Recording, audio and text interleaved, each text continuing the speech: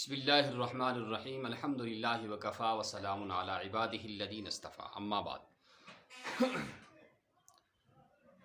اللہ تعالیٰ نے انسان کو پیدا کیا ہے اور دنیا میں بھیجنے کے بعد انسان کے ساتھ بہت ساری پریشانیاں بھی ہیں، خوشیاں بھی ہیں، راحتیں بھی ہیں، سکھ بھی ہیں، چین اور سکون بھی ہیں اور بے چینیاں بھی ہیں۔ ان تمام کا اللہ تبارک و تعالیٰ نے علاج رکھا ہے اور تمام ان پریشانیوں کا کوئی نہ کوئی حل رکھا ہے۔ سب سے مشکل جو بیماری انسان کے لیے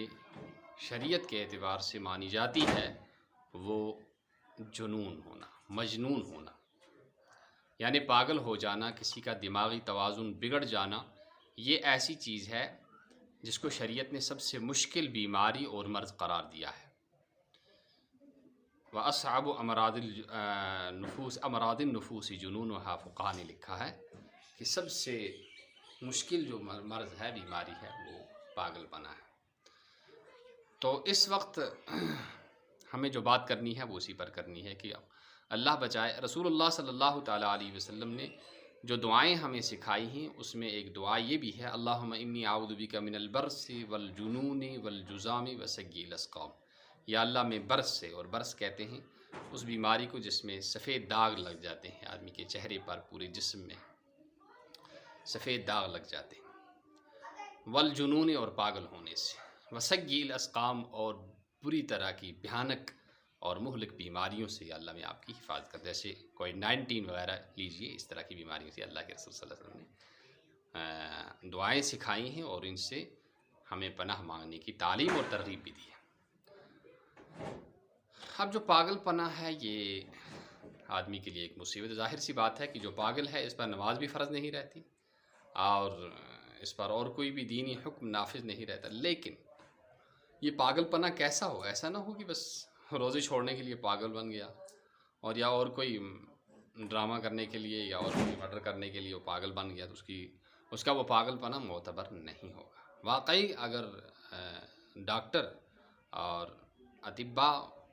اس کا چیک اپ کرنے کے بعد، اس کا معائنہ کرنے کے بعد یہ کہتے ہیں کہ یہ مجنون ہے اور ہمیشہ جنون اور پاگل پنے کی حالت میں رہتا ہے، تو اس صورت میں شریعت کہتی ہے کہ اس کی کسی بات کا اعتبار نہ ہوگا۔ اگر یہ کوئی غلطی کرے تو اس پر پکڑ بھی نہ ہوگی۔ لیکن بعض پاگل ایسے ہوتے ہیں کہ آپ چل رہے ہیں، آپ کو پتھر مار رہے ہیں، اٹھا کر کسی کا سر پھوڑ دیا، کسی کو مار دیا،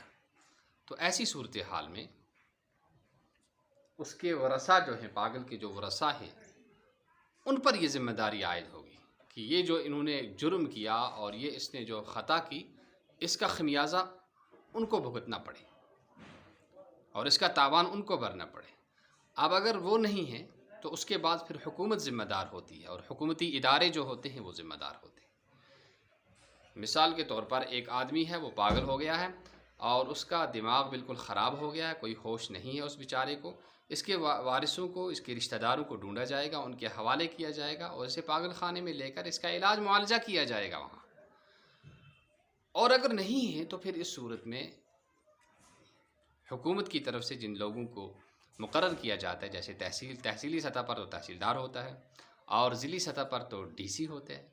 اور پھر ان کے معاون اور ان کے احکامات کو جو نافذ کرنے والے ہمارے ادارے ہوتے ہیں وہ پولیس ہوتی ہے۔ تو ایسی صورتحال میں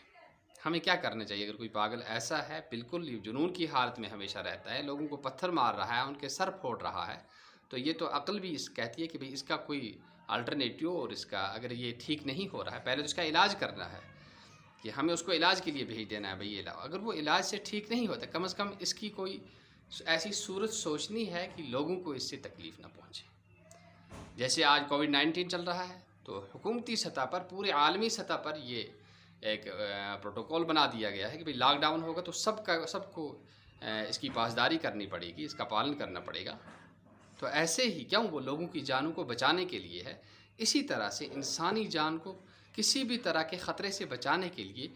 حکومتوں پر اور حکومتی اداروں پر یہ فرض عائد ہوتا ہے کہ وہ اپنی ذمہ داری کو بخوبی نبھائیں اور جہاں تک ہو سکے وہ لوگوں کو تحفظ دیں، صرف اس لیے نہیں کہ وہ حکومت سے تنخواہ لے رہے ہیں، بلکہ اس لیے بھی کہ اللہ ہم سے راضی ہو جائے، اللہ ہم سے خوش ہو جائے۔ باقی تنخواہ لینا یہ ہماری ضرورت ہے، اگر ہمیں اللہ نے کسی اور طرف سے روزگار کا کوئی وسیلہ دیا ہوتا، کوئی ذریعہ معاش دیا ہوتا، تو پھر ہم حکومت سے بلا معاوضہ ہم اس خدمت کو، اس ایسی خدمتوں کو انجام دیتے، ہم معاوضہ بھی نہ لیتے۔ تو جب کوئی پاگل ہو اس طرح کا، تو پہلے تو اس کا علاج کرایا جائے، اور اس کا علاج کرانے کے بعد اس کو جنون سے چھٹکارا دلایا جائے، اور اگر وہ ہمیشہ پاگل ہی رہتا ہے تو کم از کم اس کے لیے کوئی ایسا راستہ نکالنا چاہیے جس سے وہ لوگوں کو، بے خبر لوگوں کو نقصان نہ پہنچائے اور ان کو تنگ نہ کرے اور ان کو تکلیف نہ دے۔ یہ ہمارا دینی اور ملی فریضہ بنتا ہے۔ اب جو ہے پھر علاج کے بارے میں، کہ آدمی علاج کرانا آدمی کے لیے کبھی فرض ہوتا ہے، کبھی سنت ہوتا ہے، اور کبھی مکروہ ہوتا ہے۔ وہ چیزیں جن سے آدمی کو شفا حاصل ہو جانا یقینی ہوتا ہے، جیسے پانی سے پیاس کا بجھنا یقینی ہے، ایسی چیز، ایسی دوائی کو استعمال کرنا اور ایسے علاج سے فائدہ اٹھانا فرض ہوتا ہے۔ اور کبھی ایسا ہوتا ہے کہ تکلیف تو کوئی نہیں ہوتی ہے علاج میں، لیکن تکلیف کے بغیر ہی اس میں جو ہے یقین تو نہیں ہوتا ہے، لیکن کچھ 40-50% یہ ہوتا ہے، امید ہوتی ہے کہ آدمی ٹھیک ہو جائے گا، تو اس صورت میں سنت ہوتی ہے۔ اور کبھی جو ہے ایسا علاج کیا جائے جس سے بہت تکلیف ہوتی ہے، آدمی کو بہت تکلیف ہوتی ہے، اور اس میں جو ہے بالکل 10%، 5% اس کی امید ہوتی ہے کہ بیمار ٹھیک ہو جائے گا، تو ایسے علاج کو ایوائڈ کرنا بہتر ہے، اور اس کو استعمال کرنا جو ہے مکروہ ہے۔ یہ شرعی احکامات ہیں۔ اسی طرح سے آج بہت سارے لوگ کہتے ہیں بھائی ہم کیا کہتے ہیں، یہ فیک اور نقلی کووڈ-19 کا سرٹیفکیٹ بنا کے ہم کہیں جائیں گے تو ہم یہ دکھا دیں گے کہ ہم نے ویکسین کرائی۔ تو یہ جو ہے یہ ایک جھوٹ ہے، ایک دھوکہ ہے، زبانی طور سے بھی، تحریری طور سے بھی، لہٰذا اس قسم کی حرکت ہرگز نہیں کرنی چاہیے۔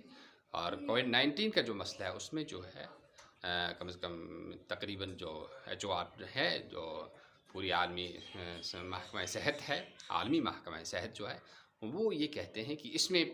20% یا 50% نہیں تو 40% کی وہ ذمہ داری دے ہی رہے ہیں کہ اس سے آدمی کووڈ-19 سے بچ سکتا ہے۔ تو اس صورت میں بھی اس دوائی کو استعمال کرنا ہے، ویکسینیشن کرنا اور ویکسین لگانا یہ سنت ہوگا۔ اس سے ڈریں بالکل نہ، استعمال کریں۔ اللہ تعالی ہم سب کو عمل کرنے کی توفیق نصیب فرمائے۔ السلام علیکم ورحمۃ اللہ وبرکاتہ۔